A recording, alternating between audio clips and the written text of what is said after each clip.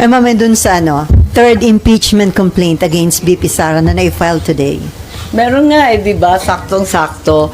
Oo. May mga malisyoso nga nagsasalita na fundraising na nga daw tong budget na to para sa 1 trillion impeachment. Bigla akong kinabahan. So, Ha? itong budget gagamitin for the impeachment? 1 trillion daw ang inaasam-asam na lilikumin Para Oo. pambayad. Alam mo, ang daming marites, hindi ko alam. Nung sinabi niyong meron kapalit yung pag-vote to impeach, magkano yung inaalok? Magkano ba yung pinag-uusapan natin dito?